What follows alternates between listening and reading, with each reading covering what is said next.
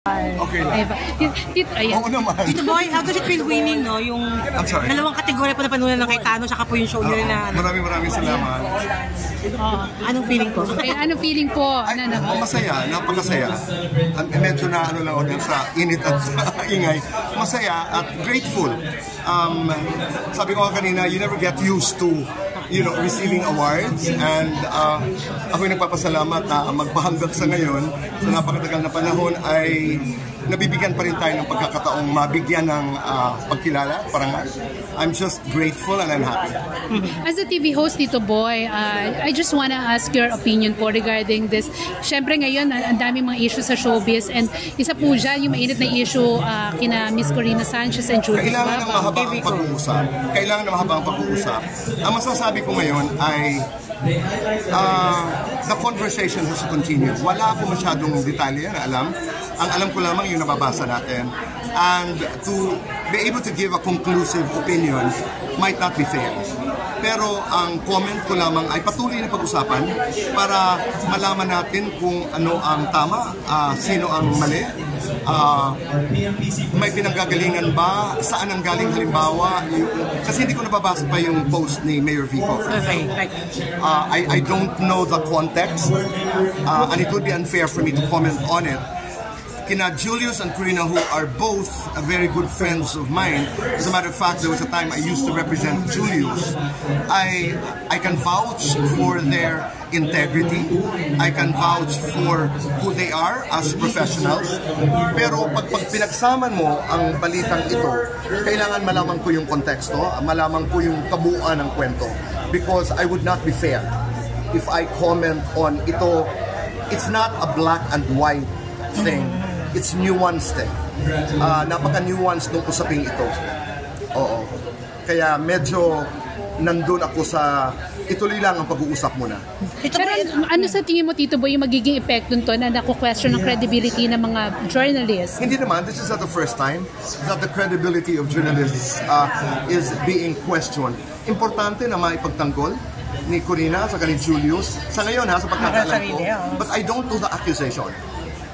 Hindi klaro sa akin yung pagka-phrase noong post ni Mayor Vico. Kaya hindi ako mangangahas mag-comment.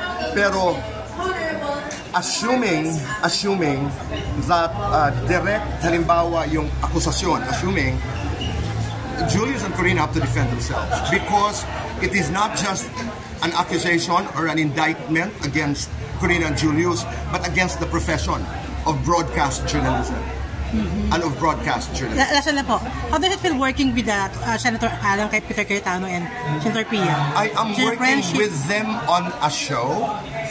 That makes a lot of difference. Kasama natin sila Senador Alan at Pia for almost 3 years now sa Cayetano and Action Boy Abunda. It's a legal advice show. What is the question? Kamusta po yung friendship sa kanya, yung samahan niyo sa kanila? Okay kami. Okay kami. Maganda ang aming relasyon sa paggawa ng palabas. At nagpapasalamat ako kay Senator Alan, Senator Pia na napakaraming nawala ng trabaho ang nabigyan ng pagkakataon sa paggawa ng Cayetano and Action with Boy Abunda. Mga kasamahan natin sa istasyon, mga kaibigan natin na mahigit na 2 taon ay kasama namin dito sa munting palabas na ito. Tito Boy, do you intend to interview Mayor Vico or Miss Corina and Julius? I have not made up my mind yet. I wanna do more research para mas responsable yung ating komentaryo, yung ating paglalahad ng kwento, pagbabahagi ng ating opinion. Last na lang po, yung kay Miss Chris Aquino po, yung health status niya ngayon na she's doing well, na parang she's improving. Kumusta po? Pero sabi niya, sabi ni Chris, hindi raw siya medyo okay, di ba? Tama ba? Hindi, mas okay siya ngayon. Araw-araw, patuloy ng dasal ko ang well-being ni Chris. We are in touch, nag-uusap kami, nadadalaw ko pag may pagkakataon. And I continue to pray to God that she be well. At ako'y umaasa, positibo, that she will be well. Pero po ba sabi niya okay po siya ngayon? Okay naman po siya? Mahirap yun. Ikaw na mismo ang nagsabi na medyo mahirap mag-categorical. Autoimmune is a very difficult is a very difficult condition. And marami pong nag-aabang kasi parang inihabilin ni Miss Chris sa inyo si BMB para mag-guide po sa kanyang showbiz career. That. Habilin kasi can be a misnomer. Kahit anong mangyari, may sakit man o wala si Chris, responsibilidad po si BMB. Oo, bilang ninong at bilang kaibigan ng matagal na panahon. May update na po ba sa kanyang career? Kasi parang alam po na... Wala pa. Pero again, yun ay dapat pag-usapan. But we keep on talking about it.